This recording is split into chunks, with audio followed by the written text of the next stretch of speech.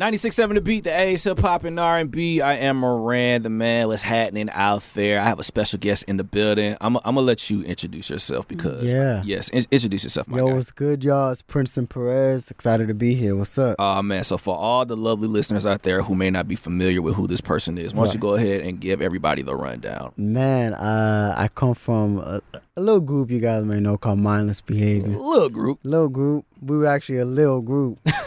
But that's where I'm from. Yeah.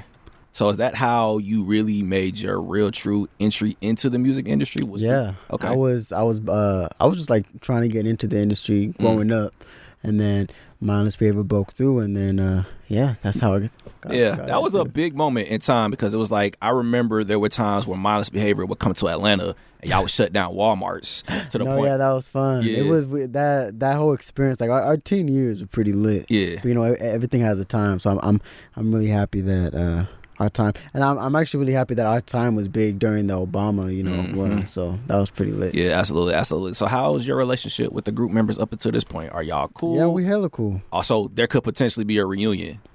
Right now? Not now. Potentially, not today, but in the eventual future. I mean, stranger things have happened, so you never know. But right now, I've just been really focused on getting my music out there. Absolutely. You know what I mean? I'm really excited about people hearing my music. So what's all been going on with you on the individual tip? You've just been doing music only? Well, I've done some acting for the past, I would say 1.5, 2 years. I've just been in development, developing my sound, developing my music, getting the right sound, and just getting everything right, and just experimenting really, because I know if I wanted to drop music, I wanted to do it the right way and feel comfortable with it. But I'm ready with it now, so I've been doing that for the past 2 years. How are you able to put yourself in a position to get ready? Do you have a good team around you? Are you working with any specific producers? The producers, I definitely was going in and out with different producers, but I found Dirk and January. Those are the two that I've been working with, and I still have the same manager, Keisha Gamble, who managed me in Mindless Behavior. Oh yeah, I remember y'all shouting around in y'all interviews in like 2010. And every interview we have to show love to Keish. So my team at Art Club with Taz and Trey and everybody out there, I have a real solid team that actually understood that I wanted to take my time. So that's very rare that you find a team that's will let you take your time and not trying to rush, Absolutely. Why did you, let me rephrase, how were you able to really find that you needed to take your time? Because, in the future, historically, you have a group member, and as soon as the group is over, immediately we got an album, immediately we got a single. So what happened for you personally to make you say, I need to chill? I just wanted to find my sound, really. Oh, that's it? Yeah, I needed to just say, you know what, when I'm ready, and I'm really big on instinct. If my instinct ain't really there with it, I won't take that shot. And my goal was telling me to just, take your time and really find your sound. And that's probably the best thing I could have done was just be in the studio and make great records, make bad records, but just be able to experiment. You know what I mean? Absolutely. So after everything with the group happened, were you able to go back to school? Were you able to? Now, by the time we decided, take a break, I was like 20 already. Oh, where? Yeah. Cool. I was 20. Yeah, that's dead. I was just like, kind of how you said, usually they go right to dropping a single. I went right into going into the studio. I just wasn't telling nobody. I was just like, let me just experiment a little bit. So that's what I did. I just went straight into that. So I was 20. I'm about to be 23. Congratulations. So I'm excited. Jordan year. Yeah. So I'm dropping Perfect World, my first single, around that time. Absolutely. So I'm excited about that. So what are some of the changes that you are experiencing now, seeing how you've been in the music industry for a while? Whatever was going on back in 2009, 2010 is not going on in 2019. Right. So, especially the music industry. Everything changes every week. Definitely control. I have a lot of control over my project and what I want to do. That's good. Artistically. So I'm really excited that I'm able to, put my 2 cents in and really say, I want it this way, I want it that way, and really vibe off with my team. So probably just having a little more creative control over my whole project. Where you didn't have that prior? We did, but when you're in a group, you kind of have to run by 3 other dudes. Now it's just me, so really I really got to be confident with what I say and I am. So it's really all me, That's good. Where the confidence come from? Were you? I've always been a confident kid. Yeah, because you always the one that would grab the mic first. Man, I've always been the one to be like, I got this. I'm a Taurus, man. I'm a bull. We just go for the head. We just go for it. So that's been me. You know? I can agree with that. Taurus are very shoot first and ask questions. What sign later. are you? I'm a Virgo. I'm a Virgo. Hard worker. Hey, that's what they say. We got Beyonce. Yeah, I got Michael Jackson. That just shuts it down. We got a lot of people. Yeah. So tell us more about your personal life, because I get it. Music, cool, great. You're here. You're taking this serious, but you got to do more other than just record. Oh, for sure. I was able to. I think the one thing I was happy about was I was able to get a car and just drive. And be able to just, the little stuff. Yeah, the little things that like a lot of my cousins, a lot of my friends that just kind of take for granted. I was able to just get in my whip and just go and listen to demos and just drive for hours and go pick up my little cousins from school and hang out with friends. I was able to go to the club. I was actually able to, when I turned 21, I was able to go in the club and really listen to what people were listening to and do little things like that. To be honest, a lot of kids my age were already doing in high school and stuff. I'm pretty sure. I was homeschooled, so I don't know, but I was able to do that like 20, 21, 22. So that's really what I've been on. But really, it's really been the music. Like I've just been in the studio just like recording.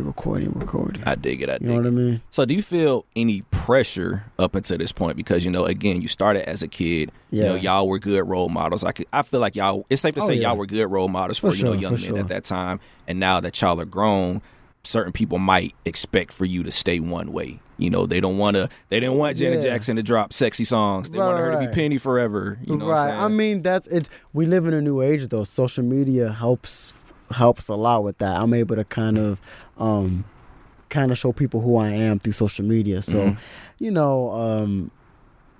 I've been able to kind of show my growth through social media.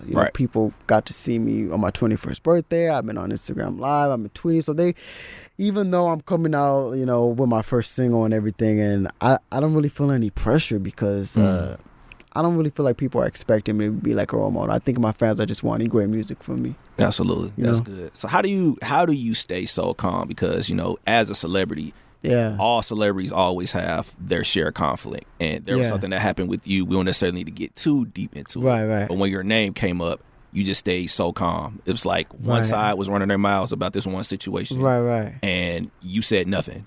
Right. I mean, that's how like I said, I'm a Taurus. Usually when things go crazy, I just back off.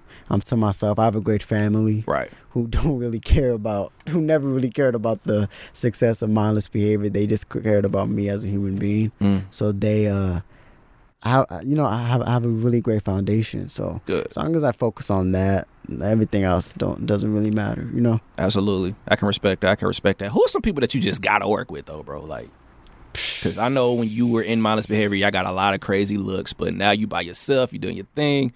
I'm trying to think. I mean, I have if I can get a record with Chris. Okay, he's a Taurus too. He's a Taurus for sure. He's a Taurus.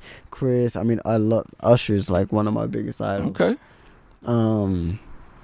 Kendrick. Other greats. Really. I have records that I know they could smash on, so I'm just trying to work that with. You know what I mean? Absolutely. So what can we expect from this project? Do you have any features? Do you have any special producers? What can we expect from your debut project, my G? I think the one thing you can expect that I'm definitely trying to bring with my project is just that feel good R&B. The type you can just. It's time for that. The type R&B that you could just take to a party and vibe to and listen to the whole project and not miss one record is what I'm really trying to do. Absolutely. I'm really excited about the fans hearing the music. I've shared some snippets, but they've only gotten a little sort of what's really about to come. They're not ready. They're not ready at all. Absolutely, man. So in closing, in your own words, what is some advice that you can give to the people as far as chasing their dreams, as far as going after whatever it is they want to accomplish, because you're still here. Right. So what is some advice that you can provide, sir?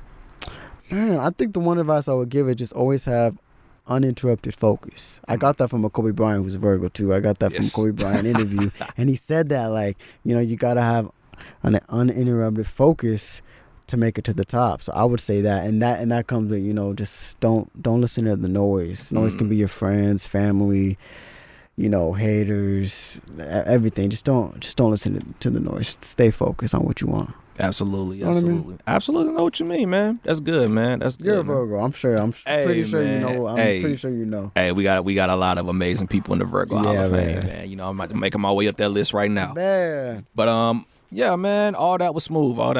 Man. I just want to tell you, thank you very much for pulling up on us, man. Thank you for having me. I can't wait for you to hear the project. I got to send you some records. Hey, send it my way, man. I'm a DJ. Send it my way. For real. Perfect World. You got to hear Perfect World. That's the first single that's going to be the blueprint on everything. Perfect World. All right, cool. You got to hear that. I'm pretty sure you can relate to Perfect World. All right. I'll take your word for it, man. Instagram, Twitter, YouTube. All that. Yes, plug yourself right now, my guy. Princeton Perez. Hit me up everywhere. That's all. You can find me. And to all the fans out there, potentially a Mindless Behavior reunion could happen. In 40 years. RG, man. Well, thank you for pulling up, man. Greatly appreciate you, bro. Thank you. Man. All love. I'm Moran, the man. You tuned in to 96.7 The Beat, the Ace of Pop and R&B.